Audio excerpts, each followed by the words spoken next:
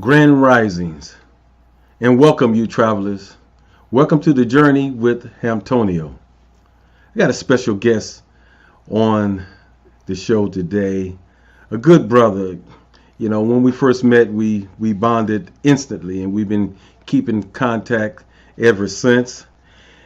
And you know, if you listen to a few of the introduction videos, and listen to a lot of scholars on YouTube, it's very important to know who you are and who we are as a people, what kind of legacy that has been left for us that we're not taking up at this particular time.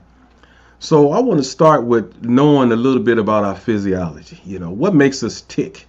You know, this pigmentation, this melanin that they never talk about, or you never learn anything about, as far as in school is concerned. So, you know, we're not conducting an interview here. We're going to have a conversation with my good brother, Dr. T. Owens Moore. Let me tell you a little bit about Dr. Moore. Dr. Moore is a trained physiological psychologist.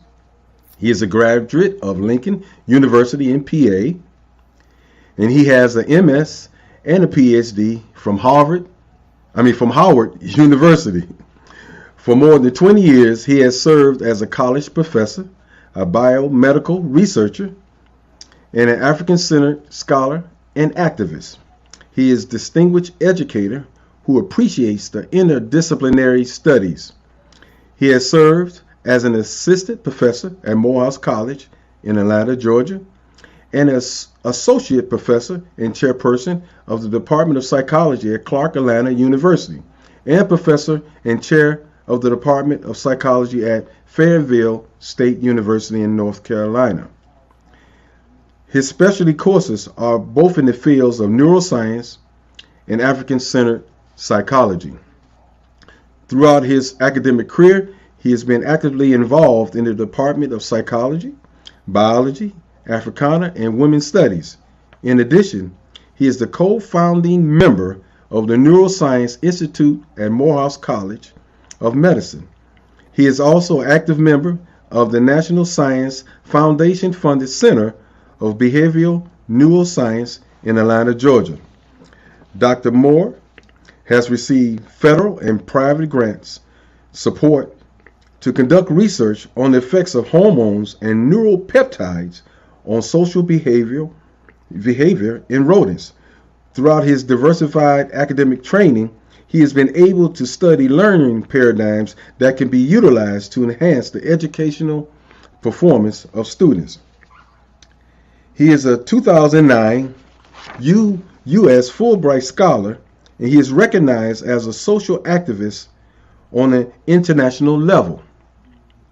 He has been on 4 continents as well as the Caribbean islands to teach and conduct research. He continues to have an impact on students and intellectuals in many countries, such as Salvador, Brazil, where he is recognized as a distinguished scholar and activist. He has written numerous scientific articles. He has a popular blog talk radio host on Melanology Hour. He is an author of several books: The Science of Melanin, Dispelling the Myth, The Science of Melanin, the 2nd edition, Dark Matter, Dark Secrets, Why Darkness Matter, The Power of Melanin in the Brain, Clue Seekers, A Journey Through Time to Search for an Identity, The Superfly Proverb, A Practical Guide for Loving Relationships. He is currently working on 2 additional manuscripts: The Third Eye, Space Travel Using Ancient Wisdom to Unlock the Keys to the Future, and the Psychoneuromelannology. And he's also the author of this book right here, y'all, that what we're going to be talking about, Pigment Power. And we just, on this show, we might be talking about exclusively releasing a new piece of work that he's been working on as well. But he's a good friend, a good brother. You know, I say a good brother because we just going to have a conversation. A good brother, my friend, Dr. T. Owens Moore. What's up, my brother? How you doing? I'm doing well. Thank you for this invitation to be on your program. I guess to start off this journey. Yes, sir, my brother. You started off. You've been preparing this launch for a long time, and so I'm honored really to be here with you to help you launch this endeavor. I know you said something about superfly. It's a spider proverbs. Oh, I did. Did I say Superfly? Okay, Spiderfly. Yeah, Yep, no problem. nothing like that. Yeah, Superfly. And you know how that work with the consciousness of our people. What that has done to us, man. How much damage that Superfly has done to our situation, brother. But again, but pardon me, y'all, for that. Yeah, Spiderfly. Yeah. All right. You had me going to Harvard, but no, I went to Howard. You got that Yeah, straight. yeah, yeah. I think I corrected that too. I appreciate you just laying on out there about the background and all. Didn't have to say too Mhm. much about all that because I mean, you introduced me on so many venues, and I appreciate you exposing my work to the people up Mm. north here in Cleveland. Mm-hmm. It's Yes, sir. cold up in Cleveland, but the consciousness is heavy. Consciousness is hot. So I appreciate that opportunity over the years, not like a few years, a long time we've been working together in terms of trying to bring some information to the people, to the community, community.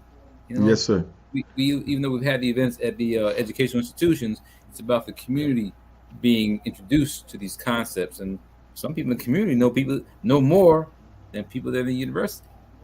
Yeah, that is true, man. That is true. I believe that. But again, you know how our dear brother Dr. Carter G. Woodson, book talk about the miseducation. How institutions can really mislead us, and really all it does is confine your thinking. And some scholars talk about schooling is you just mimicking and just remembering stuff that you've been taught. Is not really causing you to really think and create, based on the information that is given to you. You just repeating and reciting stuff that's been taught to you. Yes, I appreciate you with your you've had a radio program. I don't know if you want to talk about the radio program here, but Oh you've been yeah, doing this for a while, 360 degrees.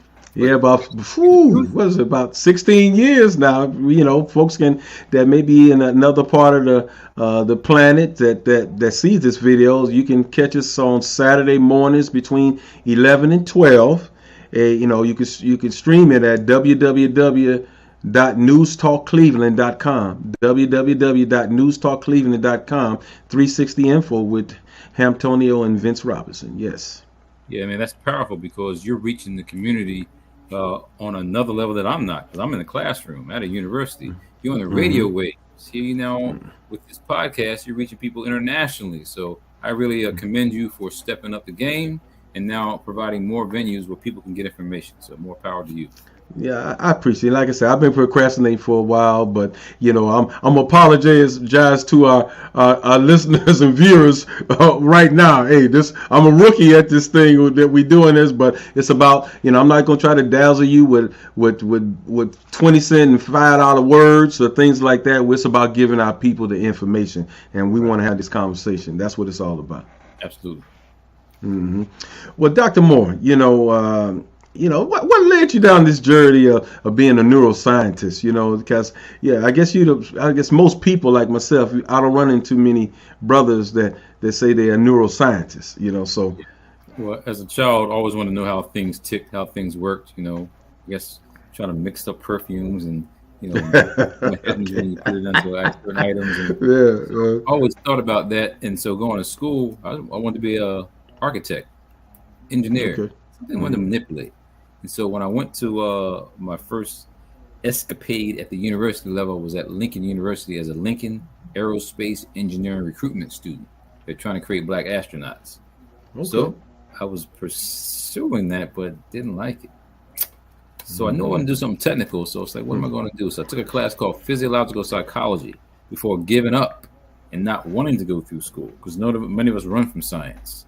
It's hmm unfortunate we run from science, even though we created science. that's right. All of our past civilizations were built because we understood science. So I hmm had a class called physiological or biological psychology and took psychology. And it's like, I think I like this. So I can now maybe go to medical school, be a medical doctor.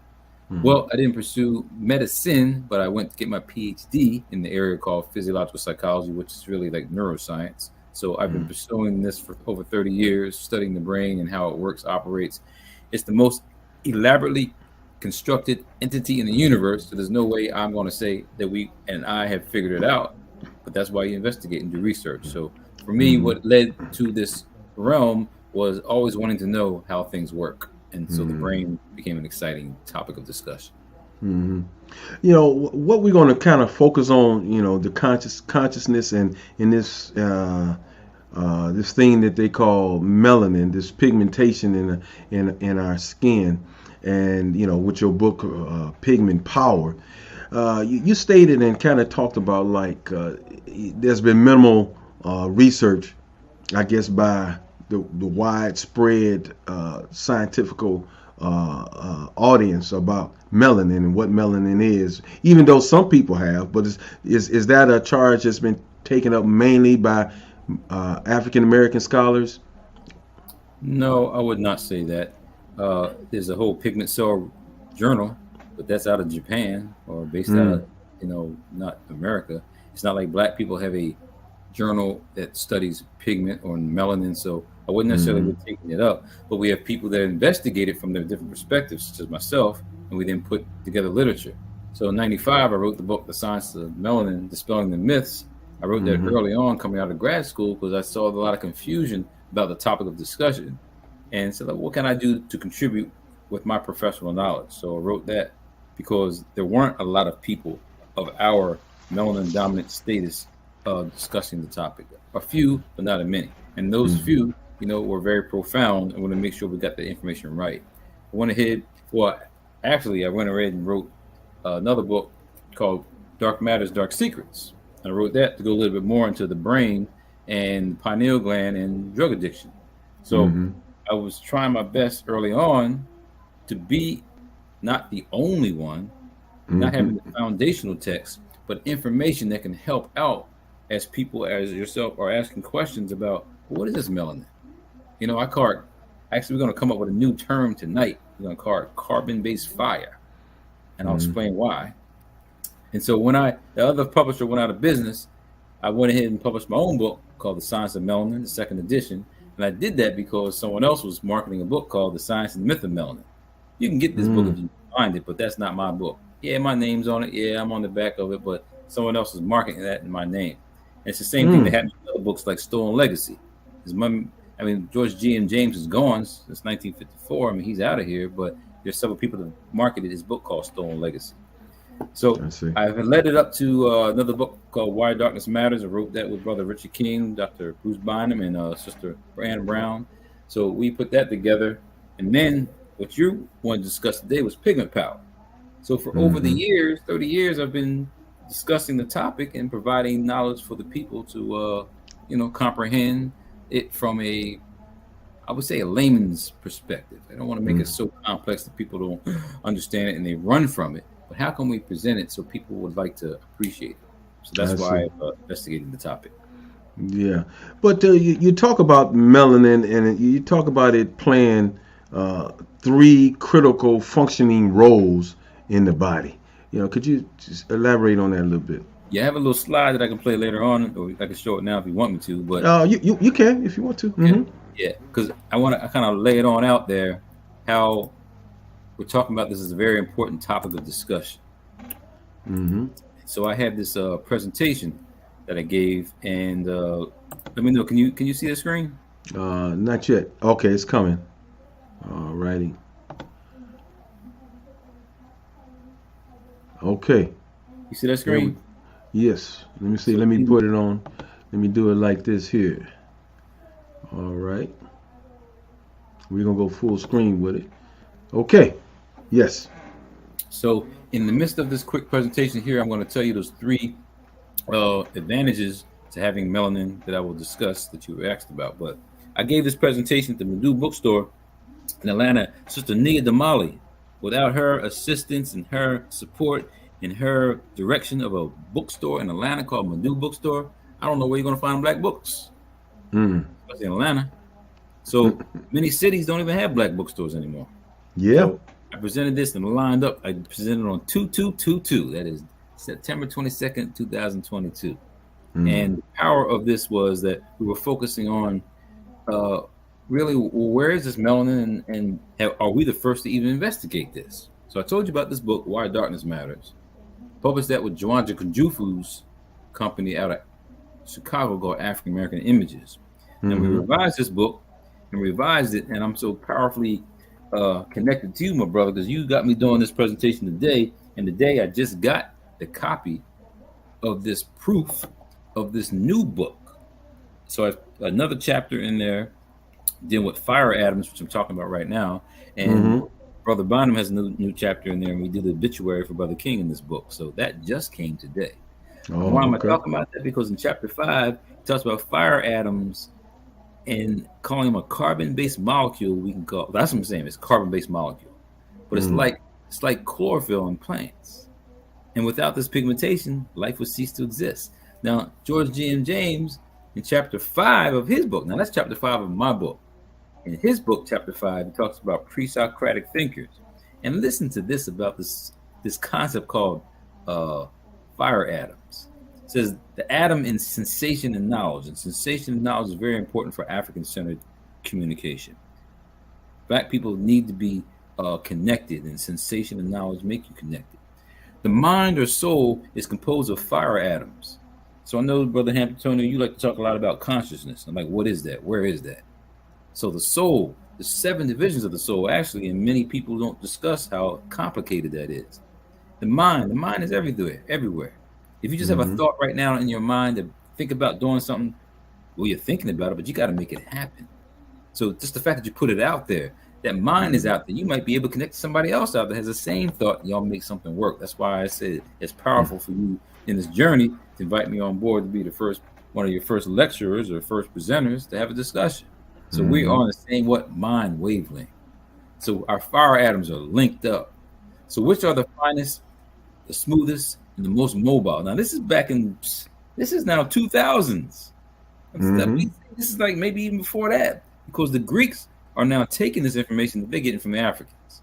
These fire atoms are distributed throughout the whole universe and in all animate things, and especially in the human body, where they are found in the largest numbers. Now, that's got to be melanin. Now, that's way before we even started talking about melanin in the African-centered community, because this is written back in the BC times. The question you asked about the 3 functions, one is antioxidant, one nerve conduction facilitator, the other energy transformer. When we say antioxidant, we're talking about preventing things from destroying the body, like toxic elements, free radicals, bad chemicals, which destroy your cells. So the melanin serves as a way to coalesce those bad chemicals, those substances, so they don't destroy your cells. That's why you look younger with a melanated body. Oh, that's why they say black don't crack, man. What? That's what it's linked to. Absolutely correct. And then the nerve conduction facilitator makes the nerve impulses move faster, quicker. So it's in areas of the brain where it's dark in color, and it's also helping the brain cells to move quicker and faster, and you are responding better. Even those with darker eyes, the melanin in the back part of the eye, they're better marksmen and better able to be able to see things acutely and sharply. And then energy transformer. Everywhere you see energy from the outside of the body being entered into the body for the body to transform it or understand it, you find melanin. In your eye, you don't have any melanin in the back part of your eye, you're blind. In your ear, you don't have any inner ear melanin, you're not hearing certain frequencies of sound. And so the skin becomes a large organ, and it's responding to what stimuli outside. And you really see the difference in this with people who are albinos, because they lack melanin in a lot of those other areas. Doesn't mean they're dysfunctional, but they have some problems where they really can't deal with the sunlight and ultraviolet radiation. That becomes problematic. So energy transformer is maybe more complex to understand, but it's saying that outside world, like vision, like stimuli, like photons, sound waves for hearing, all those stimuli have to be interpreted in the brain. So that answers your question you asked me earlier. Within the brain, you get these black melanated centers that are up through the brain stem leading up to the brain. If those dark areas are not there, you may be having a limited number of neurotransmitters are being emitted. And I'll end this presentation showing you what happens if there's an area of the brain that lacks melanin. You can develop a neurodegenerative disorder. That's a problem. Hmm. Example, on the right side there, or on that slide with the person standing up, that's a person with Parkinson's disease. Now, if you look at the very top, there is a what is that? There is a up top is actually a disease brain, because you see on the bottom that healthy brain with those dark splotches. Yeah. Did you click on that? Did you move to that particular slide? I don't. You still Yes. got the beginning one. I don't know. It's not showing on mine for some reason. Oh no, you can't see the images. Yeah. Not on the side. I do. I don't see it. Let me see. I don't know if I could click on it or not. Well, I I'll scroll moved through it. your. Yeah, I moved it, but you can't see it. Let me see. No. Let me try to see something here. Let me give you the full thing. Try it now, Doc. Okay, so what you should see right now is a slide that says neurodegenerative disease.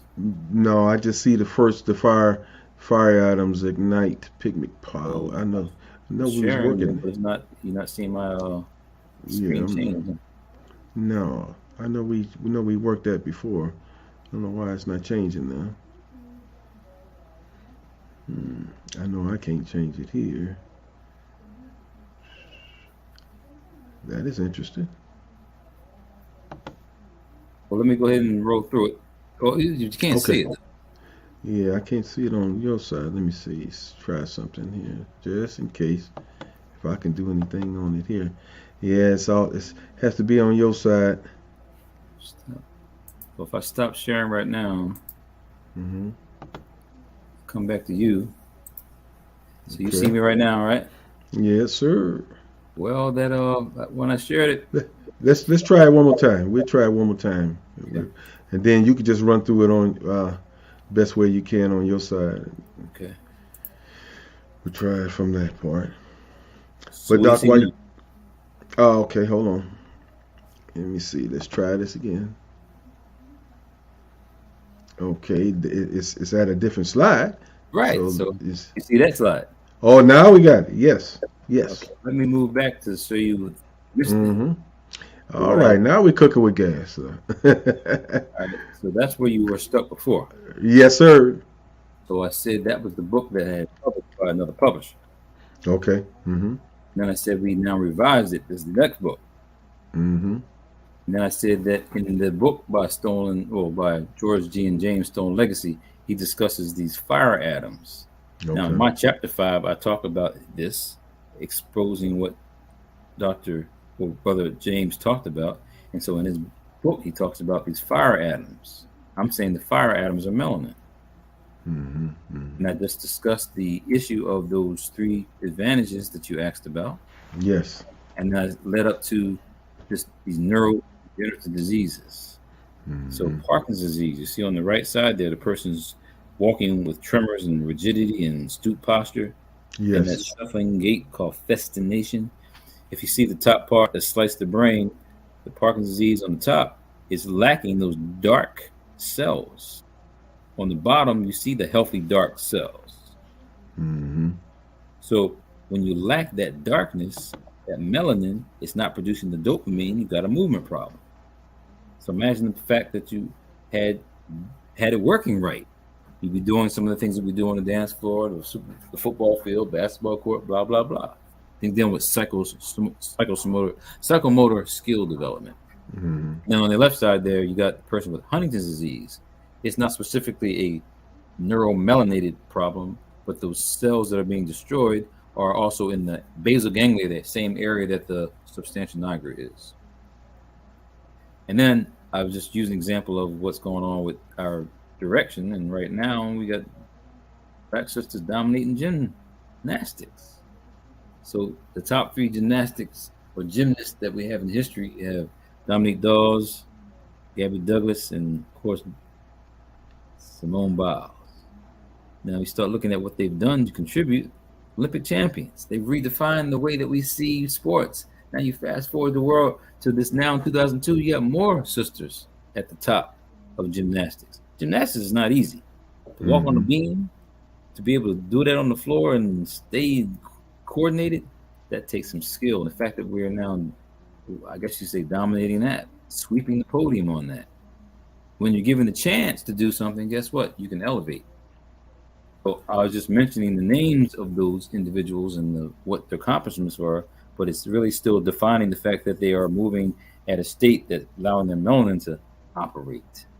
When you fast forward to what's going on in the media now with the Woman King, haven't seen it yet, but just that reality of Black women and their powers and their opportunities to excel when given the chance, do a whole lot. I just talked about this in terms of those who've studied our past. If you see that image right there in the dead center, picture of Sigmund Freud's office. In his office, right above his couch, there's a picture of Abu Simbel. Same carving out the mountain there in Africa. So he's acknowledging the fact that there are some connections to the ancient past and understanding the mind and psychoanalysis. And so he was exporting and taking those things that we had already discussed. On the left side is where his office is, and you see on the desk artifacts like Osiris, Isis, and Imhotep. And so they were acknowledging our past, but didn't tell you that it was your past. They stole it. Or George Jean James. It's normal. It's normal. Right. Called Stolen Legacy. And so if you look at Swallow de Lubeck with a book called The Temple of Man, on the right side there is a whole, we designed buildings on the construction of the human body. And so documenting this via architecture. And then you have on the left side there, this most recent magazine, that's actually 1992. A magazine with a sister on the front on a computer chip with that beautiful bronze body, melanin. On the left side is a DNA molecule. On the right side is a little molecule that's carbon-based, like melanin. And on the far right is the metanoter, which people call hieroglyphics. So people have been studying us, looking at you, trying to find out what is that melanin, because they may not have it, but it's making some things happen in people's lives. So having the opportunity to go to Africa and see how it is that people who came there to study, when they saw what these Africans did, these melanin dominant people, how what they created. I mean, you see on the left side there that gigantic column. You see that on like the building? You even see me? Yeah, barely. That's how big they are. How do people construct something like that? So when people are coming from out of the country, out of that land, and coming here to see that, these must be guys that did this. And I like that image on the right side because it looks like the sisters from Black Panther in Wakanda. You know what I mean? So that's on the temples. You know, the whole images that we see from Wakanda or Black Panther coming from Africa. Count Boney was there looking at those images, and he was like, my goodness, these were Black people that built all this. So at the same time, Napoleon was over there trying to colonize and take them people. So Count Boney wrote a book called Ruins and Empires to show the contributions of African people who have been forgotten in history. When you go and you see the monuments yourself, you start to see, my goodness, this is my ancestors who did this, or people look like me. And when you go back to visit today, they say, hey, brother, welcome back home. You don't see that in history books. And so even though Count Boney wrote that book on the time period of Napoleon, the last slide here says, as we study geopolitics, I know you into that also because you are a well-rounded brother. Napoleon says, my decision to destroy the authority of the Blacks in Haiti is based on the need to block forever the march of Blacks in the world. And that's why we're in a position today. We're going to know ourselves and we're running for ourselves. Yeah, that, you know, people need to understand that how much effort, let me get my camera together here, how much effort has really, you know, been, you know, put in monies and dollars to really, you know, conceal the things that we do. Why a person go through so much great lengths to cover up, you know, the things that Black folks do, you know. And like I was talking to somebody today, you know, well, they can't go back to Europe and other places, you know, talking about some black and some melanated deities to their people. So therefore, this will happen. And they make all kind of crazy stories. Well, they didn't have tools to chisel the nose narrow. They didn't the paint. They was black because over time they darkened up, and I mean all kind of crazy stuff. And people are on places like Discovery Channel and stuff like that, spilling out this kind of craziness and garbage. And let me say this and make this point. You got those invaders, Arab folks over there right now. They're upset because black folks are going back to Egypt and reclaiming themselves. And they right now talking about they weren't black folks. Why black folks saying that these are black folks? And one simple thing that I can say to clear up that misnomer right there. Number one, in all the hieroglyphs, there's no Arab names in the hieroglyphs, okay? And if it was your sacred stuff, you wouldn't be defiling it and destroying it the way you do. But like when my brother went over there, the Arabs was literally chiseling out some of the hieroglyphics and selling it to tourists over there. So if that was your sacred grounds, if that was your sacred legacy, you wouldn't be defiling it like that. So come on with it, Yeah, so history is important. I'm sure you're going to have some other scholars on your journey that are going to be more, the experts in the history to kind of explain all that. But unless we keep exposing it, it'll get whitewashed, and we will never know what. Hey, well, that's where they at right now. Talk about critical race theory. That's why we have to, do programs like this, and that's why we have to stay on board and on track because folks trying to change history right under your nose. How that experiment, Doc, how they say when you're sitting into a room and they ever so slightly dims the light and you don't know that is after a while you find yourself in a dark room and didn't even notice that those things is happening right in our face, and we're so inundated with football and all the rest of the stuff, and those things are taking place. I was listening to some politics on TV, and they was talking about how the Republican Party is actually got their eyes set on school boards. Yes. Trying to connect and change the game with the school board so they can throw out the whole critical race theory piece. They're attacking it from that point, that low end point of view of dealing with trying to get that agenda across. Man, it's crazy. Yeah. So we're back to our topic of dealing with melanin. I guess a couple things that I'm concerned with, because we are not educated in our physiology, about this melanin piece and how it can be your best friend or how it can be detrimental to you. Now, you talked about it being a toxic absorber. Is that I'm saying that?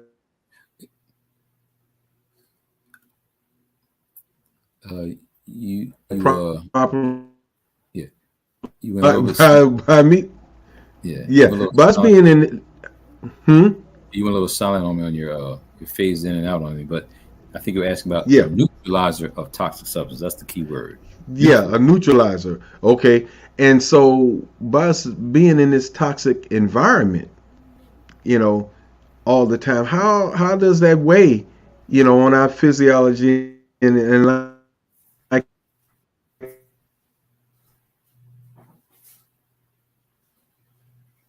you.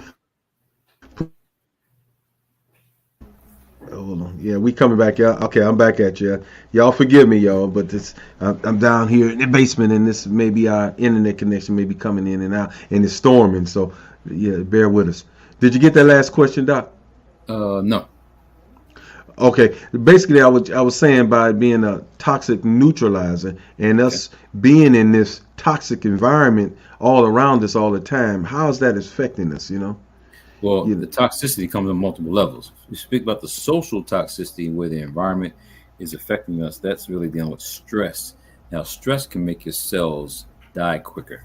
Stress can make your genes and your DNA respond in a way that they deteriorate faster. So stress and toxicity on that level of social behavior can be problematic. But toxicity that we put in our body, sometimes we don't know we're putting it in because we're consuming items like food or drinks or smelling, ingesting, and that gets in the body, the melanin serves as a protector. But as it's Okay. protecting, the more toxicity it's trying to absorb and protect us from, it Mm-hmm. then can start to die out. And that's why you don't get Parkinson's disease when you're 4, 3, 8 years old. You get it when you're much older in terms of you living life. I So see. you may even work in a place where you might spray pesticides. You might work on a farm. You might be a exterminator. You might work around chemicals. I mean, so depending upon your job, the way those chemicals are toxic to the body, melanin is trying to help to what not allow it to destroy the brain, I but the see. reality is it is. So Mm-hmm. it's like a double-edged sword. It's protecting you because it's absorbing, but on the other end, it's absorbed so much that the cells start to die out. Mm-hmm. I'm gonna throw this in right now. I used to say this, years ago about this whole melanin piece because I ran across some information a while back and heard and had some confirming information on the radio show talking about the melanin cells. So when you say a toxic neutralizer, I always used to say that with black folks dealing with drug addiction, this that melanin make it a little bit more difficult for them to get off of drugs because of how the melanin cells try to, like you say, neutralize the toxins and whatever ills that you put in your body, to where a European person that has a little less melanin stands a better chance and has a better success rate of getting off of the drug addiction. Is there any truth to that at all? Yeah, I mean, if we look at the biological constituency, that is, how is that melanin works, it is absorbing. Anything that black is black or dark absorbs. If it's Mm-hmm. white, it reflects. So on a biological level, with chemicals circulating, as the melanin is taking in some of these chemicals, it latches on to the melanin, sticks there. Okay. So if you think about certain drugs, I mean, it's not like black people respond to all kinds of drugs, not like white people respond to all kinds of drugs. It depends upon the person's physiology. I mean, I don't see a lot of black people doing methamphetamine. Mm-hmm. Mm-hmm. Black people might be doing marijuana. I mean, so they're not the same effects. So given that, you then see how it is that some people can get caught up in certain kinds of medications or drugs, and then their body becomes kind of like a dependent on that. That's why I for see. me, as I talk on Dark Matters, Dark Secrets, I think of addiction as a disease. It's changed the whole Mm-hmm. physiology. So the melanin, Mm-hmm. as it's absorbing, is taking in, and now it's in the body longer. Guess what? It can That's what also I'm talking trigger, about. Mm. stress could be triggering it to release it later. You ever heard of people on LSD? They have LSD trips maybe later in life because that stuff is still in the body and that now is able to be exerted and causes a person to have like a trip. Mm-hmm. Mm-hmm. Another way we can prove that there's a problem with this is because some people, like you're in law enforcement, some people are in other areas where they have to get drug tested. You may have had a cold, took a Robitussin. You go to take a drug test, they say you have cocaine in your system. Mm-hmm. Cocaine. But the drug itself may look like it is, and as they're doing the test, from the hair, if the chemicals stay in the hair, you Mm-hmm. know, then that's why it looks like you're doing drugs, but it's just the chemicals, that are natural chemical you took, or something from medicine, and they're now saying that you have a drug problem. So that's Mm-hmm. because the melanin latches on to those chemicals, and now as you study it later on, it then looks like you have some Mm-hmm. problems. And its absorptive capacity that Mm-hmm. causes it to look like there's a drug problem, and then you got a whole host of now legal issues to deal with. But see, here's the other side of that, because we talked about how this melanin can be your friend or it can cause you some issues. Now, take that what you just said and transpose that to some good stuff that you may put in your system, some good nutrients and things of that nature. Can how that would play? Would that take you on another level? And maybe that's the reason why black don't crack. Why how it's dealing with that if it's absorbing and it's food is nothing but an energy transfer. So how did that affect the black physiology? Well, if you just mention the word energy, anything that's coming out of the ground is life producing, Mm-hmm. sun enriching, or sun enriched. So that's probably the best thing to be putting in your body. Things that are enriching the way your cells can grow. If it's a box or a can or something that's dead, then that's not life enriching. So you have to look at those who are eating diets that may pertain to more sun produced foods. Therefore, the body's going to be a little bit more healthy because that's what the body's requiring. Plants have chlorophyll. Bodies have this thing we call melanin. So both of those pigments are very important for the body to function properly. So the diet becomes critical. See, diet. I don't know why I put the word "die" in there. That's not even the best word to describe that. But foods you consume can help you to live a lot longer and your quality of life to be much better. So if we don't pay attention to it, you're right. The quality of life goes down. So we shouldn't be really worried about the quantity, but quality of life. And if you don't know the food items that are like life enriching, I mean, I look at it, pigmented foods are probably one of the best things to think about because it helps out with those chemicals as they circulate in your body. It helps to stimulate some certain, say physiological processes. If you ever took some hot oatmeal or cream of wheat, put some blueberries in there, you see all the little juice oozing out of there. That's what's going in your body. And those anthocyanins, those carotenoids from like peppers and carrots, and those pigments are critical for your body to operate properly. So those pigments and the sun-enriched foods are what we should be putting into our body.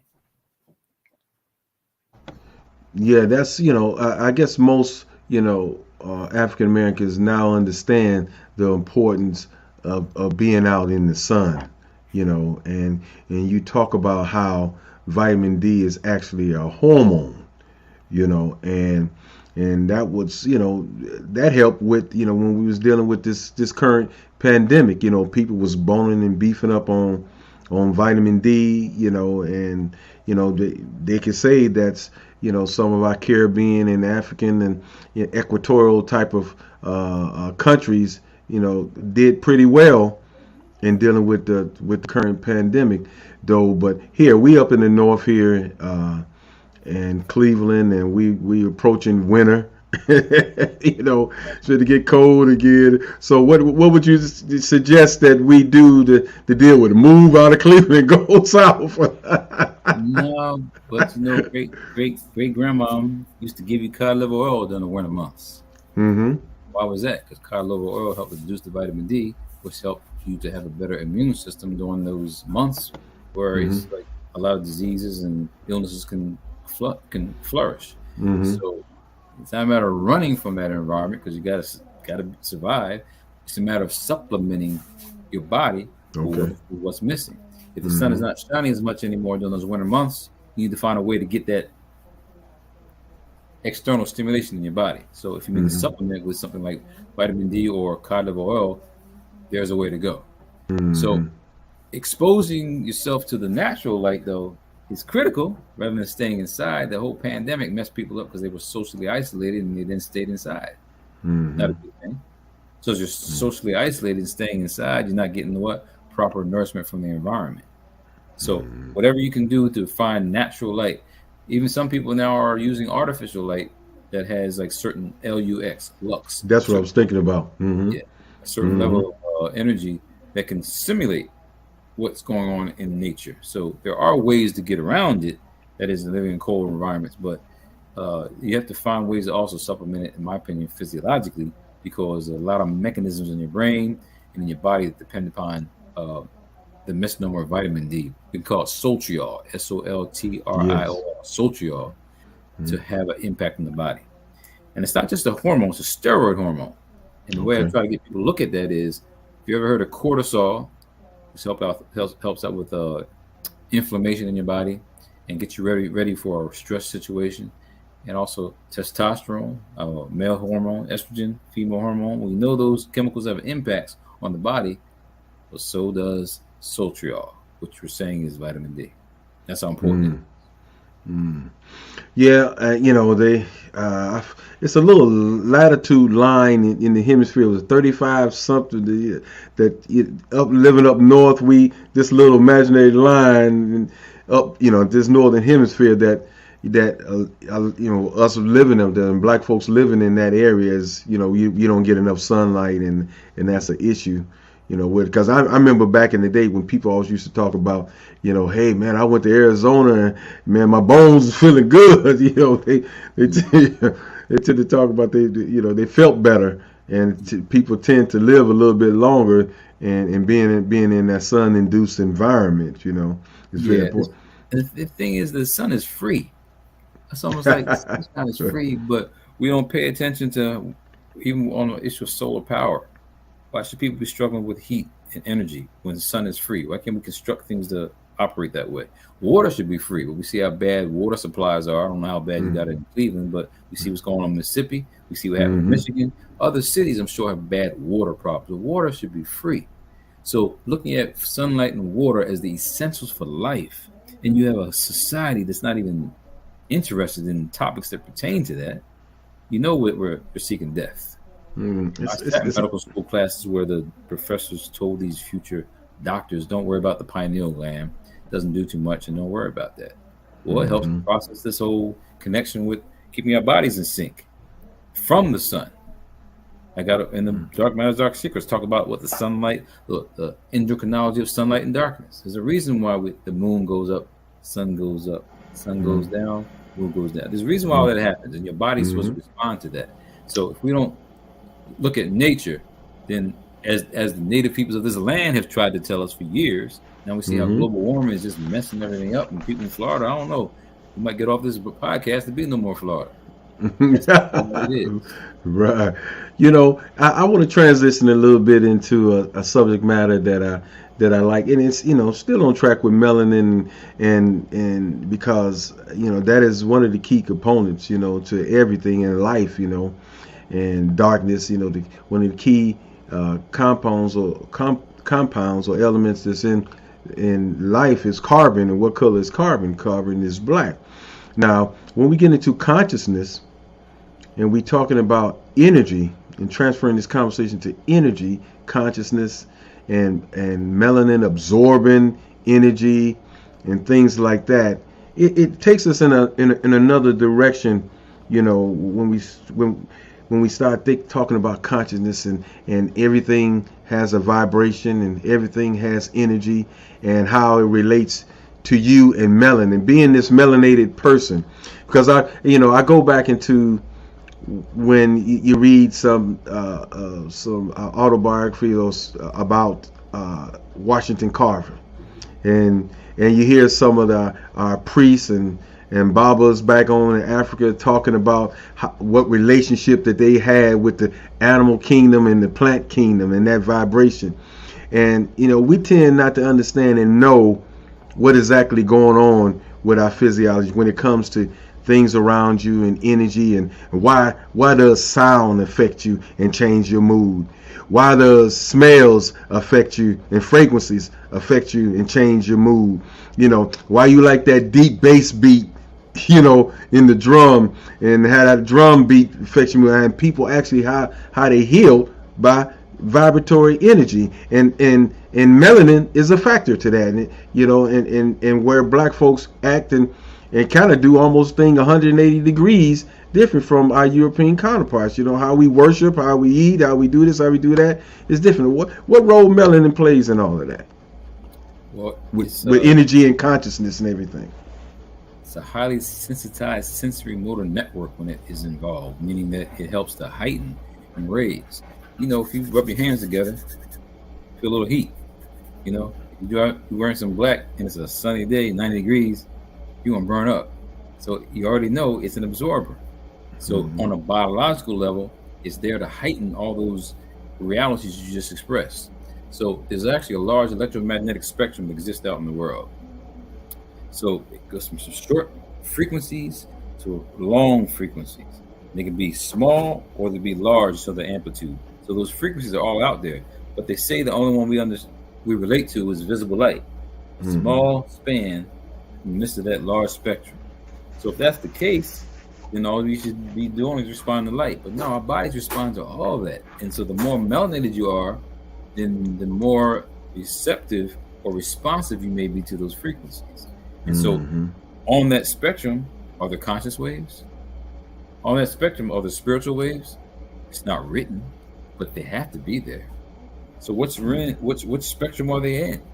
Where at on that line of electromagnetic energy are they at? Well, the point is, it's out there, but we don't study it. Because how do you study? How do you study spirituality? How do you study consciousness? So when you look at melanin and darkness, you find that you elevate your consciousness in the dark when you're meditating. Not in the bright light, but in the darkness. As you tune inside and go inside, now you focus on those internal mechanisms. So the melanin in this darkness, you find it in those areas in the brain. It's deep in the brain. It's not sunlight causing that. It's there genetically to help you reach that higher stage of consciousness. Because when people are actually meditating, you got information or stimulation that goes from the gonada area, the bottom, the pelvic region, all the way up to the top of the head. And those areas that are being ignited with those fire atoms are melanated.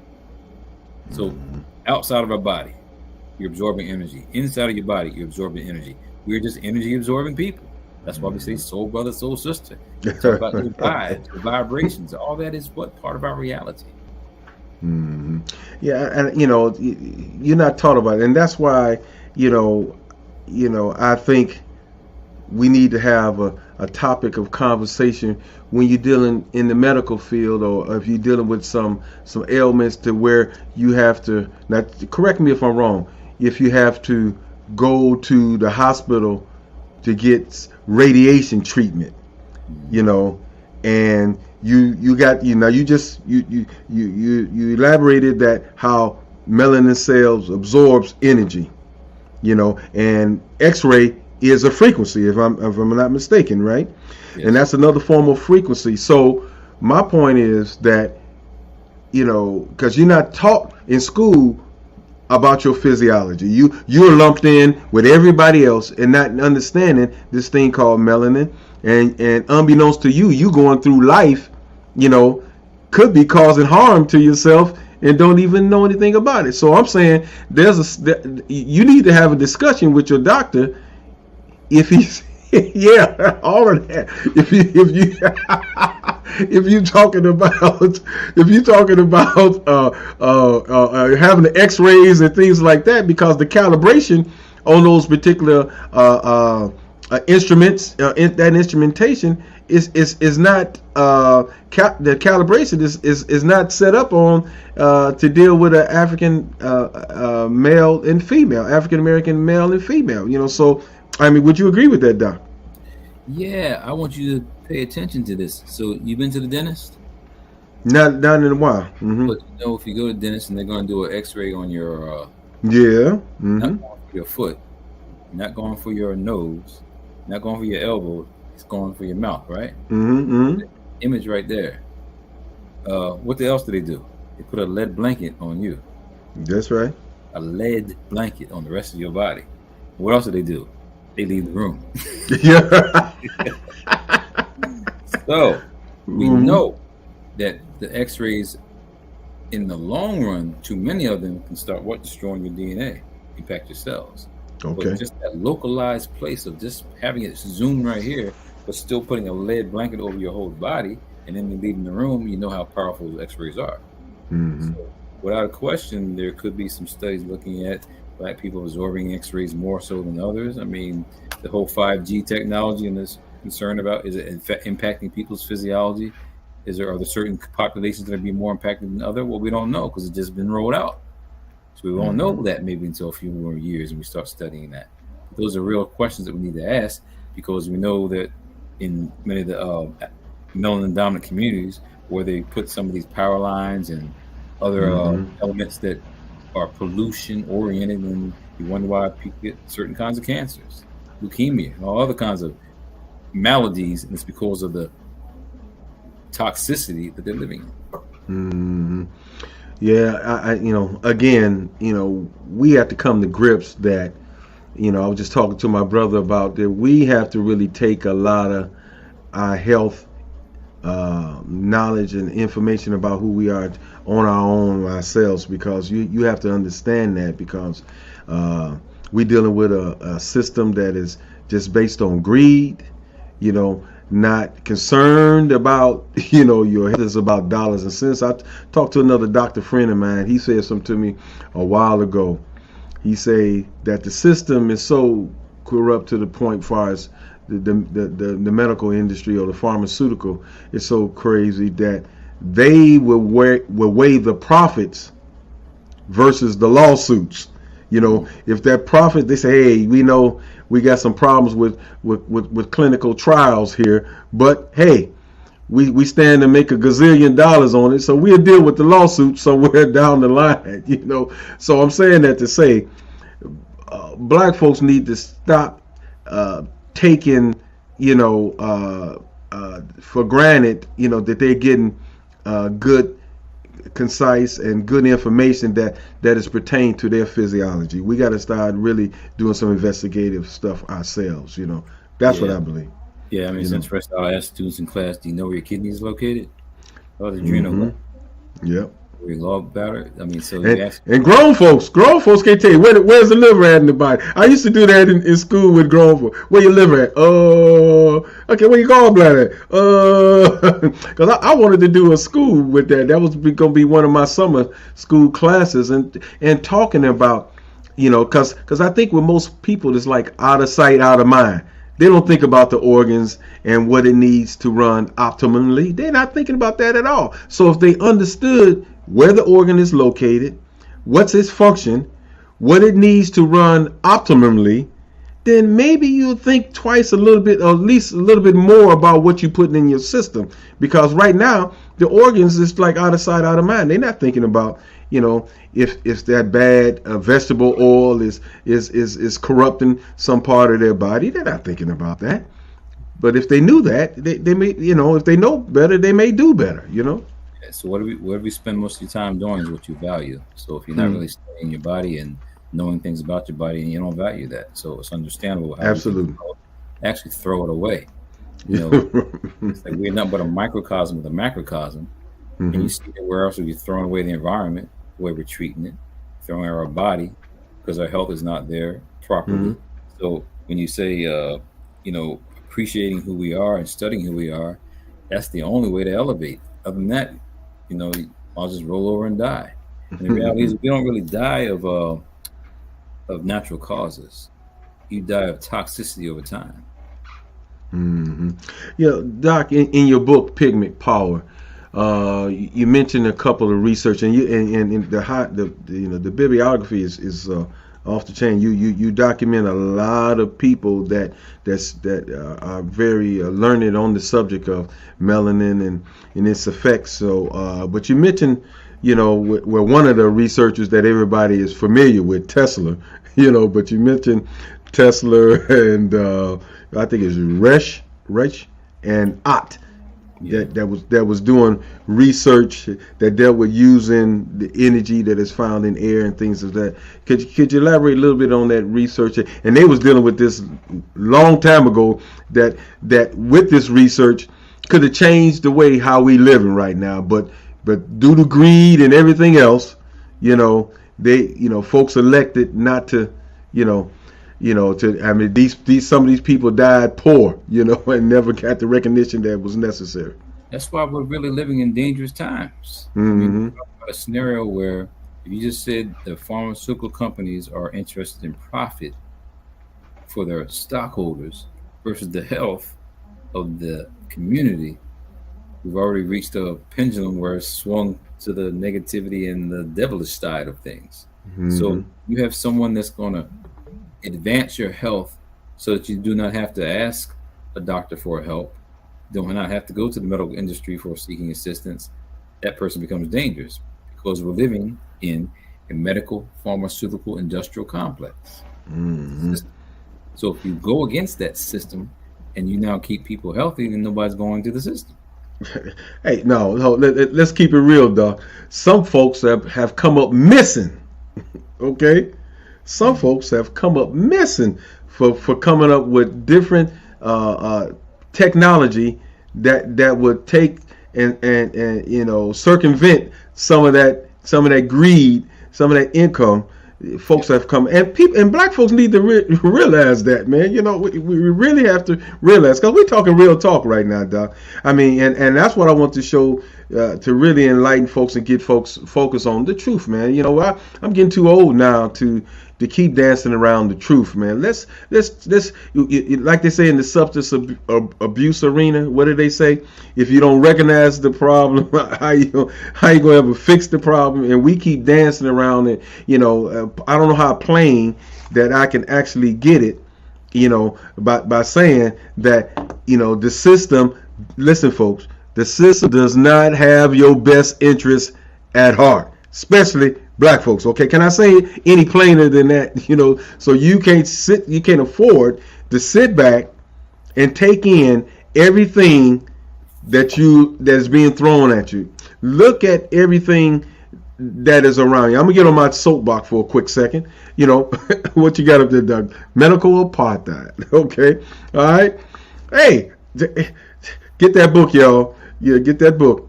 You know, you can't sit back. If you go through history, that's why history is so important, Doug. You know, because it's repeating itself, because black folks seem like they haven't got caught on to the game that's been playing, demifying the people. You know, you see that the medical industry is booming. You know, they got you forgetting your juju. You know, the stuff that you was taught by grandmama about. You mentioned cod liver oil and things of that nature. They have convinced you, forget about all that backwater. Get my synthesized pill. You know, and people don't know most of the active ingredients that they get all that stuff from to make pills from is from the plant. You know, and so they got it so backwards, and that's why I think they feel so comfortable in your face doing what they do, Doc. Yeah, don't fear the people at all, so they can do whatever and take advantage of you. So we're not moving in. We're already at that stage, because the people you mentioned, the Reich, Ott, and even Tesla, they were all vilified, you know, for their technology that they were talking about as all energy technology. So the oil industry, fossil fuel industry, I mean, they're the ones that have fueled this problem that we have with this hurricane stuff that we see, and the cyclones, and the people. Oh no, it had nothing to do with fossil fuels. So as we keep putting our head in the sand and burying it like that has no relevance, and not dealing with energy technology, yeah, we're creating a situation where we're blind people being led by those who don't care if you're blind or sighted. I don't know if you've seen this documentary, or actually movie, actually series called A Man Who Fell to Earth. I seen 1 or 2, 3 episodes on. I'm trying to get back to it. Yeah, it's all right. I mean, Tweedle Ejiofor, I respect him as an actor and all that, and I appreciate that topic of discussion. It's not the first time that's ever been talked about. I think David Bowie did something in the past, a movie related to this. The point I'm making is he was coming here looking for a source of energy. He had some kind of energy that could light up the whole city without worrying about fossil fuels.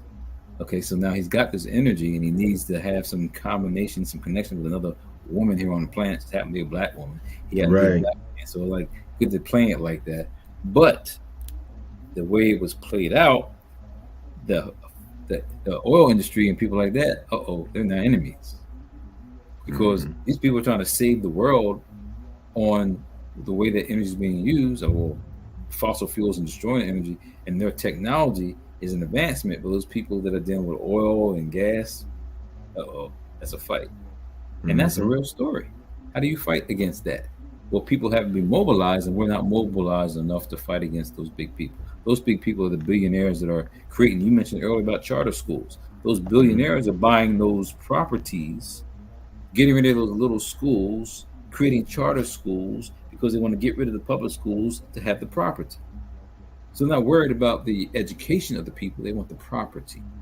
So these people who are the billionaires, these Koch brothers, and one who just passed, but those Koch brothers are the ones that have fueled a lot of this stuff that happened before Trump, this Tea Party, and all these other people trying to get into politics, and the lobbyists.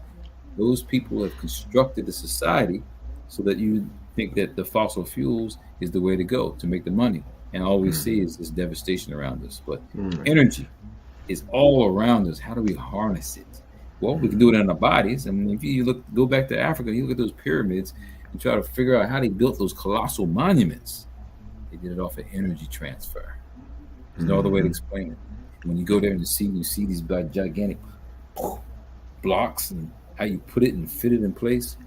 Energy transference, which we don't understand today. Yeah, I mean, some stuff, I'm putting something together myself and be releasing soon, but it just seems like we've been dumbing down so much to where we can't put together breadcrumbs that are right in our face, and some of our critical thinking seems to have went right out the window. I mean, do you actually believe that you can take millions of barrels of oil out of the earth every day and there's no effect? One of the principles is cause and effect. So do you think that we can continue to do that for years and don't have an effect on the planet? Really? You asking me, or you just making a rhetorical statement? I'm just making a rhetorical statement. Yeah. You ever read a book by Michael Bradley called Iceman? Iceman Inheritance? Yeah, I mean, there's a certain mindset that comes to asking the question about that, because some people don't care. The subtitle is Western Man's Racism, Sexism, and Aggression. They don't care. It's just a matter of taking. So you say about the barrels of oil or fossil fuels and elements coming out of the land, out of the ground. No, they don't care. It's about living for the now, even though we see Musk and this guy named was an Amazon man going to the moon, trying to get to Mars, set up colonies there. Yeah. Future thinking, but they don't care about the dynamics of what's going on here. Man, that could be the blood of the earth. We don't even know what it. I'm trying to say. It's there for a reason. It's there a purpose, and it's been sitting there forever. So there is no reason why Mississippi should be in the problem that they have where those people don't have any water. If Jeff Bezos and this guy Musk and these people have all that money, they don't care. There's no reason why the water supply should be that bad in a place where you can't wash, drink. You can't. There is no reason in 2022. People who have money, that money where you don't need any more money, they don't care. And we see it right in front of our face. I mean, but some folks, but some of us, and moving right on to our last segment and talking about consciousness, some folks would look right at those, particular examples that we are talking about and keep right on trusting and believing. And when you see right in your face, look, you can see that, because the propagandists got us so brainwashed and believing that this system is the best, it's the greatest in the world, and our medical system and things like that. If we was that advanced in our technology, every hospital that I know of in Cleveland, I don't know about down in Atlanta, they build on extra wings and growing and expanding. Okay. And our children, I mean, shouldn't it be a wake up call, Doc, that you see that your young folks are coming down with more cancer, heart attack, diabetes at a very young age?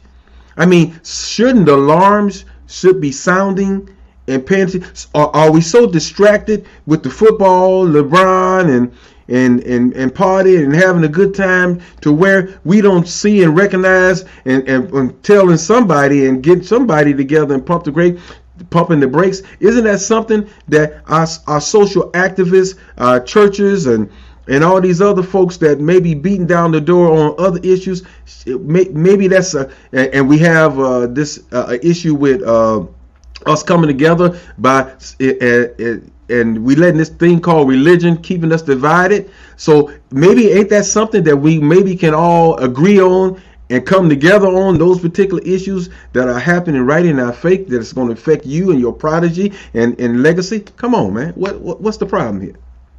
I mean, you're saying it should happen, but look at gentrification in all our cities right now. So you got the melanin recessive people coming back into the cities, taking over the cities. So those individuals wouldn't necessarily care about some of these dynamics because it's just a matter of living comfortably for them, closer to work, creating an environment around where they ain't got to travel anymore because all the now Whole Foods are right next door. But prior to that, didn't give a darn about those areas. So this is a nationwide problem. Those schools that are being shut down because they want to put charter, not public schools. How many people can afford then going to a school that's 10, 20, 30 miles away? Can't. Schools should be in the community. You're in police and law enforcement. The people who are in law enforcement should be living in that community. You don't live in the community, how are you going to treat the community properly? Because a whole lot is disconnected on a social level, and it's been done that way purposefully. All this privatization of knowledge, privatization of health, privatization of water, blah, blah, blah. That's about taking control of things and not making it public oriented. That's why they always targeted Obama, calling him a so-called socialist president, because he was trying to make it for the people. The whole Affordable Care Act. Right. It wasn't Obamacare. It was the Affordable Care Act. But people flip the script. Why? Because it will make it look bad. And that's how the people in power control things. You flip the script. You turn the story around. Make it support the mission that you want.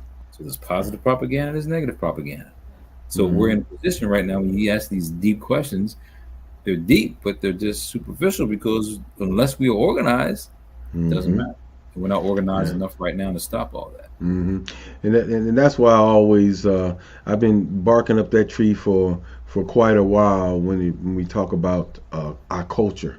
Our culture as a people, that's if you take a serious interest in your people, for number one, money is not on the top of the list. Your personal gain. You can't fix our problem through the same capitalist system that has got you downtrodden. And that's something that you kind of alluded to a little bit. The same techniques that's got us in this particular problem is going to be the same techniques that's going to get us out of the problem when you start talking about consciousness and propaganda and how that weighs on the mind. What do you think on that, Doc? Well, I got to give a homework assignment. You ever heard of William Barber? I seem like I heard that name before. Okay. You might have mentioned it to me before. It's something I believe you did. Either way, the homework assignment is William Barber is in North Carolina as a minister who's leading the People's Campaign. The Poor People's Campaign. Not just in North Carolina. He's in Mississippi right now, trying to help those people out with the water. Oh, yes, I know him. The big guy brother, right? Yeah, he's somebody you have on your program. Yeah, I know him. Another avenue of communication because Martin Luther King had the Poor People's March before they killed him. So, unless the poor people, which are not just black, are not just white, not just Hispanic, it goes across the board. Unless those and us people get together to target those capitalists that are just trying to exploit and take, it's not going to change. So we have to have the voices that are out there that are doing the work. I have much respect for William Barber. I don't ever met him, but what he's doing to organize people on multiple levels, multiple generations. The brothers in I think Omawali Yeshatali, guy who runs Uhuru movement.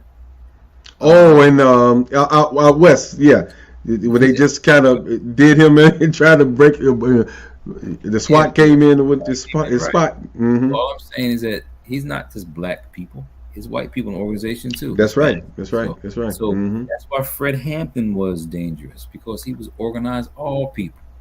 See, you kill the revolutionary, but you can't kill the revolution. So Fred Hampton was another example of someone who was there organizing multiple people. So with Hampton gone, King not here, someone like Barber, hey, if you had the chance to interview him to address some of the questions you were asking me, I think we got somebody that's going to be probably a little more profound because he's out there doing the work. Yeah, we definitely need to know more and actually create some type of network or a circle with those type of people that we know that are out in the world, because we don't know run no media campaigns per se. We're using platforms like this, but we really need to get to the mainstream of our folks to get this type of information out there. There's people out there doing the work. I've always respected you with the 360 Degrees of Truth and what you've done on the radio. Now you've got the podcast. We're able to reach people internationally as we produce international stories. I don't know if you understand what's going on in Brazil right now. So we got Mm-mm. issue of consciousness. So in Brazil, you got Lula da Silva running against this guy now, Bolsonaro, who's like the Trump of the Yeah, I Southern heard. Hemisphere. Yeah, I heard about it. Yes. So what we're saying is this Bolsonaro guy is already saying he's going to play the same book that Trump did by not leaving office, but he might try to do it militarily. Well, Lula da Silva was recused of all the so-called things they accused him of, even though he sat in jail. But he's the people's elected leader. He's now probably going to win the next election, but already these white supremacists are setting it up. We're not going to allow this to happen. So consciousness. So how do we squash that? Well, in Colombia, guess what? They elected a leftist president and a sister as the vice president. What? In Colombia. In a place where you have the whole drug problem, the drug cartels, where they don't want anybody making changes like that. Well, that consciousness is changing. Mm-hmm. So the platform that you have, allowing people to have understanding about these multitude of events that happen throughout the world, when it changes on a world scheme, effects happen. I mean, look about hip hop. Hip hop is all over the world. We created that. They singing hip hop in Palestine in their own perspective. They singing hip hop in France from their own perspective. We've been manipulated on this side. Now hip hop is being used negatively in a way that, like, exploiting us, versus how it started out with conscious hip hop. But your whole perspective, when you ask me about consciousness, it starts with the person, and the outside manipulations are why it makes it difficult for the person to then understand who they are to make an impact. So hip hop's being used, it's all over the world, but we got to start looking at ways to put it in a proper perspective. That means we have to control the dissemination of it, not have the airwaves being pushed by someone that's in the capitalistic enterprise and he's just doing it to make money. Nah, we don't change the consciousness. Yeah, absolutely. I think that was powerful. That's real important there, brother Moore. Like I said, people, how we started it off. We talked about how, during our conversation, how people work so hard to make us, consciously feel a certain way and feel a little bit less than. Dr. Amos Wilson, in dealing with his work, he talked about what you just said. Change your consciousness, you change your reality. Yeah. You said you don't always have to work on trying to change the man. Change yourself, and he will automatically change. You see, so we have gotten so complacent about the order and the way things are at this present. So things are gonna, we got comfortable, and making a change ain't really in our best interest. We're comfortable at what we're doing at this point. Yeah, and the obtaining and gaining of knowledge is where the problem is. Most people aren't interested in seeking a better way. They want to push that button and some answer to come to them. Instant coffee, huh? And so from the students to just the general public, people aren't really invested anymore in growing. It's like when you say the word dumbing down, that's been discussed by many people in society we're living in. I was scratching my head the other day when I was playing a video in class, and students said, "Dr. Moore, please put on the closed caption." Okay, fine. So I'm showing the video, but they wanted to see the words on below. So this generation, 18 to 25, the statistics show that that's what they prefer. I didn't grow up like that. That was for the, I don't know, either hearing impaired or something like that. Why you have closed caption? Now there's a preference. Right. Most people, you push the button, you got the answer. Push the button, you got the answer. Yeah. Which means it's difficult to spell anymore. It's difficult to. They had people that, they had to bring back teaching the kids how to do cursor in writing. They had stopped cursor writing up here at the schools. I don't know if they did down there, but they had to bring it back. That's over. Yeah. But I'm just an example of how the consciousness has changed.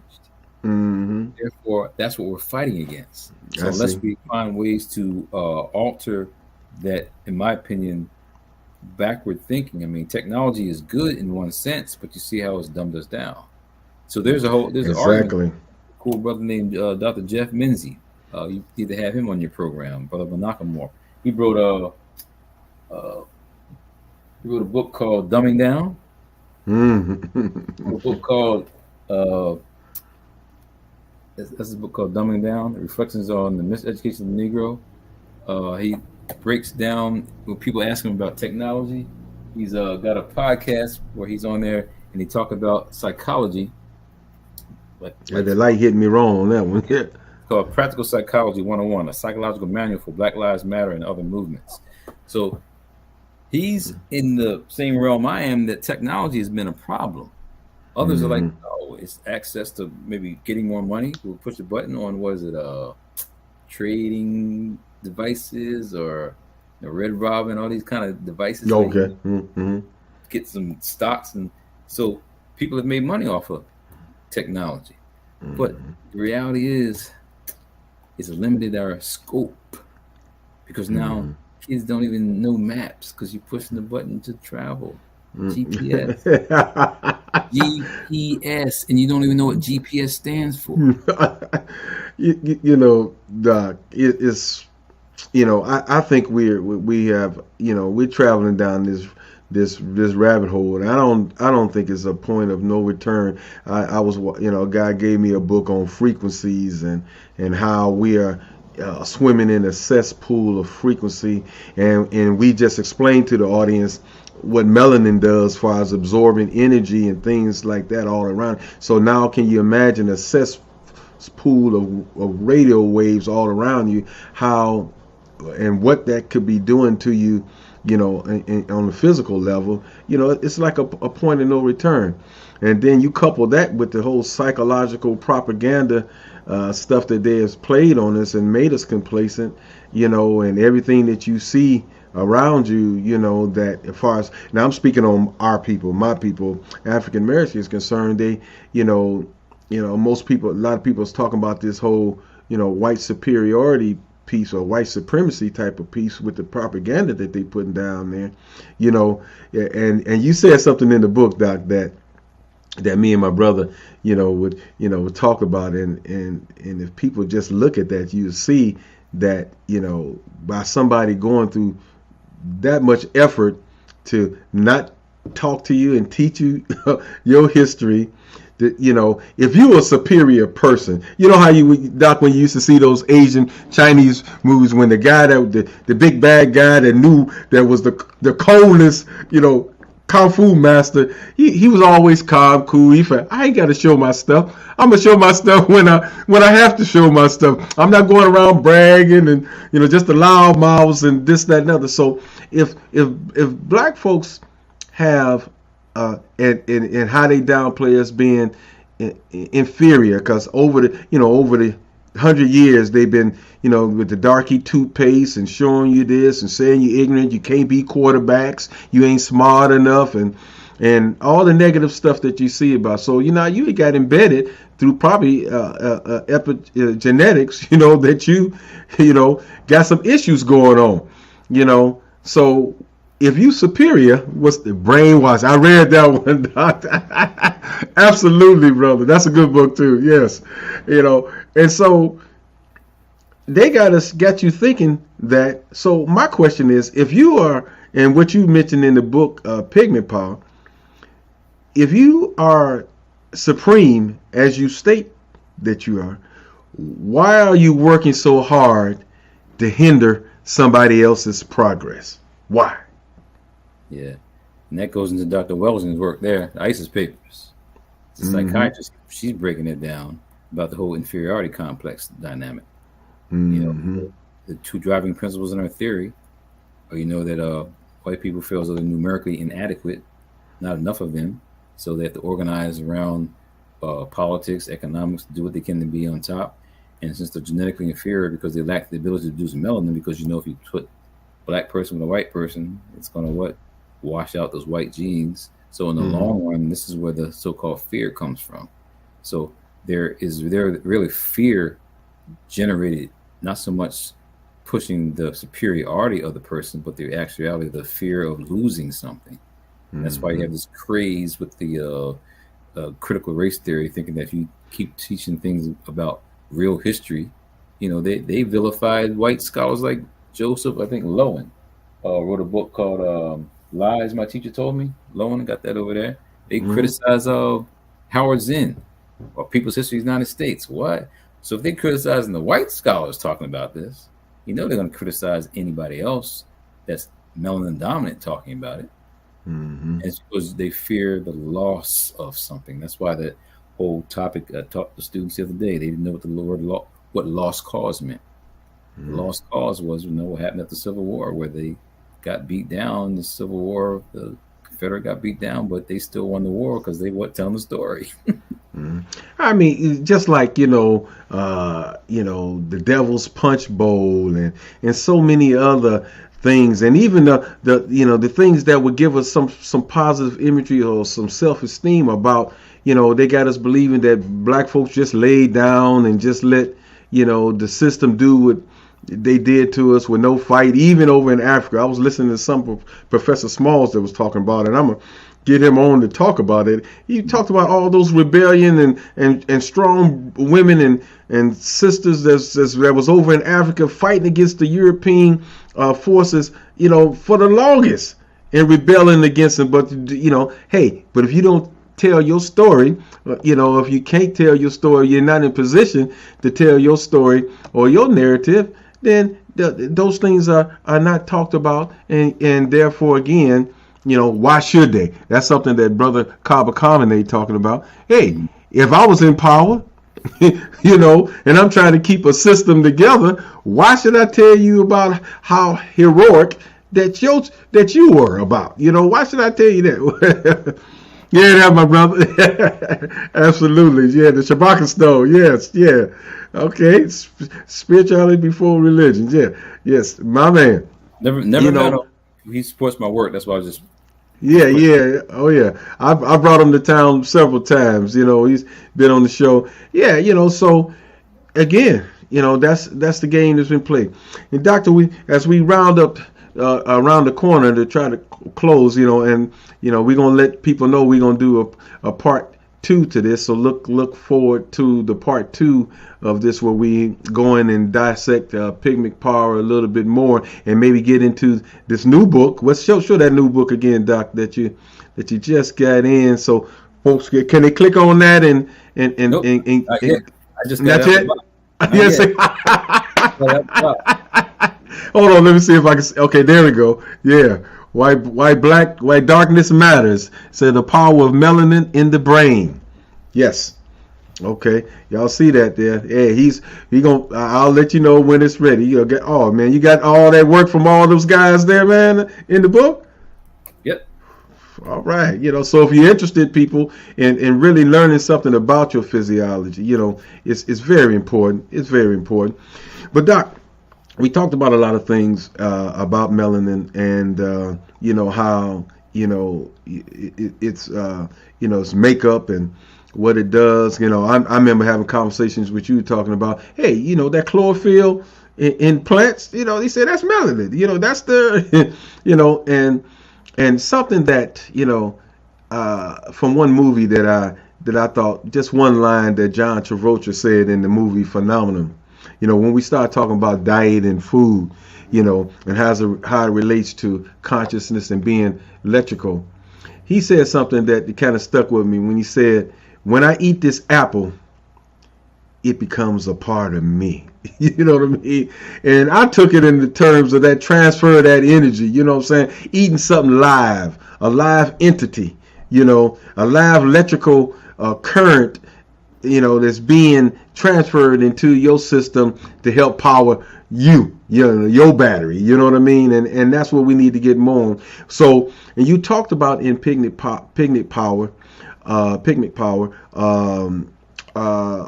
person by the name of J.A.H. what's it? Diok? Yeah. And they wrote a book of the Melanin Guide to Spiritual Awakening. And I guess it talks a little bit about what we should be doing to take care of ourselves. There we go. Yes. Could you speak on that a little bit while we're closing? Much respect for her for writing this book. I'll try to send you a copy if you don't have one. But she's a nutritionist. Okay. She deals with health and juicing, and she started one of the first juice bars there in D.C. So she wrote the book to move on a level of saying that our food and the items that we consume have a have relevance to our consciousness. So I don't have any diet material in any of my books. I just emphasize the importance of the things that should be put into your body. But she goes into more in-depth understanding about recipes and ways that you can juice and ways that you can find ways to use pigmented foods. So that's why I encourage people to get this book. And it's not just the diet, but she also covers the history, and she deals with the importance of melanin from multiple perspectives. So in terms of you awakening yourself on a spiritual level, you cannot do it without understanding your body. And there's another brother named Leon Marshall wrote a book called The Hidden Science of Melanin. This brother's in England, so he supports my work. So Sister Dwight, she supports my work, and then Brother Marshall here supports my work, and so he's taking it to another level. And if you get a chance to get this book, I think it'll be very helpful. Nice images, colored images. But England. So in terms of the spiritual awakening, a part of it, that's a whole nother science that our ancient African ancestors studied in the past. How do we now elevate that to make it real today? Maybe that's the task for the next decade. Focus on the spirituality and finding the science behind that. Yeah, it's so important, Doc. I think we will be on a road of recovery and understanding, for number one, that everything is electrical. By number one, then you can get into some of the African sciences and understanding why they did some of the things that they did. And everything ain't spooky to you. Everything, they take this plant to do this or this plant. If everything gives off energy and you absorbs energy, so that's science. That's one thing that I really appreciated that Billy Carson broke down and was talking about that science aspect of things, and it kind of hit home with me and it brought some stuff home for me, and understanding, yes, it's all science. Everything is electrical, everything. So that plant gives off a certain energy, and it may have some type of mood, emotional type of effects because of the wavelength that it is giving off. Why for our Bible readers, it's not by chance that they dealt with frankincense and myrrh and other things that they've done. Why did they do that?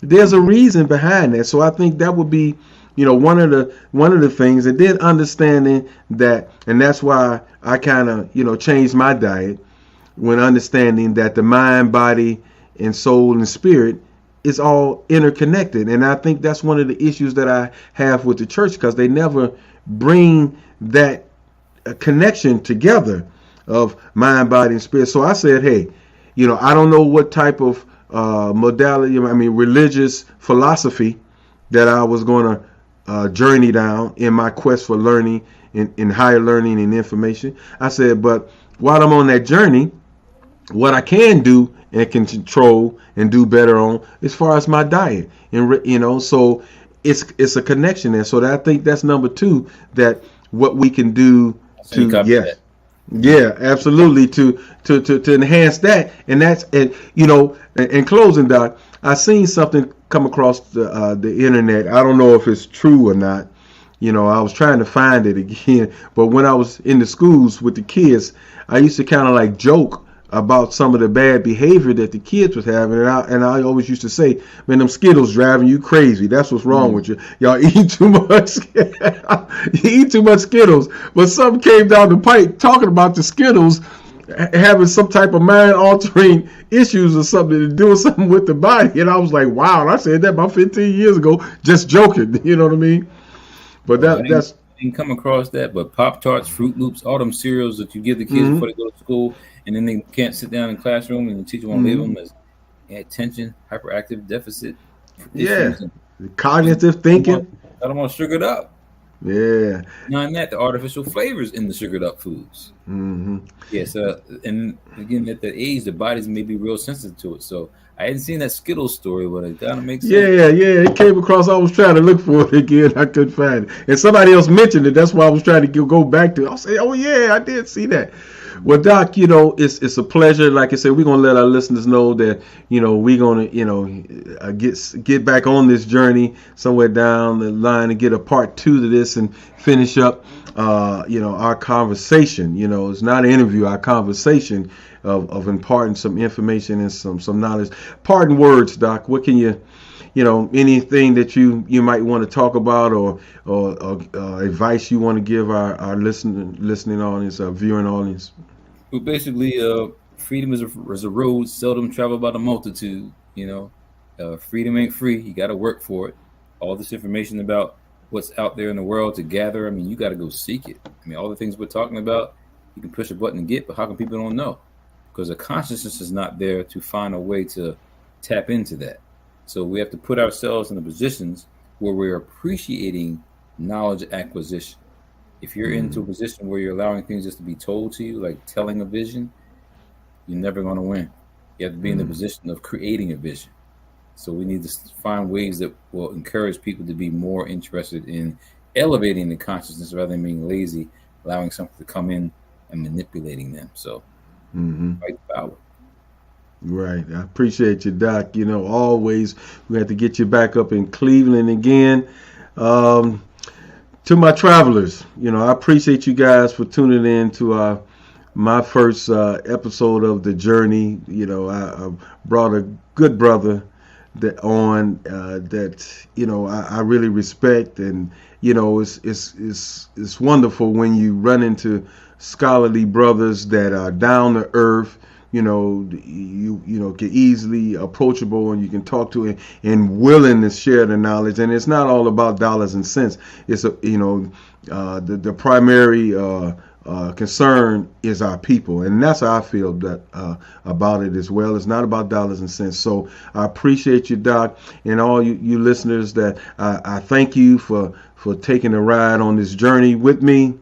And stay tuned. We're gonna have more great conversations with some of our scholars around the country, and I'm trying to get a few other scholars that are even not on this continent to come in and join. So I appreciate you guys for tuning in, and definitely hit that subscribe button, so you can be plugged in, at what we're doing, so you can always be plugged into Hamptonio. And don't forget, if you're in another part of the world and you want to tune into the radio show on Saturdays mornings from 11 to 12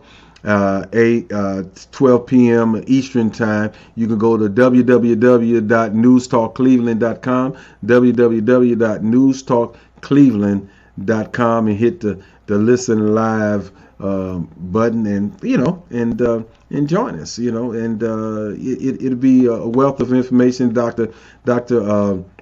Moore has been on several times imparting good information, and and this is what it's all about. Because for me, family, we in wartime. I don't have enough. People. Hey, Doc, folks had to remind me that the what was it? The All-Star game or Super Bowl was going on. I wasn't even paying no attention to that, man. I was like, hey, something going on in the planet, something going on in the cosmos, something going on in this country. Hey, yeah, man. Please, we got to stay in tune to what's going on. Dr. Moore, I appreciate my brother, and you stay strong, man. And peace, my brother. Stay strong. Much blessings on your journey. Thank you, my brother. Peace. Peace out. Peace.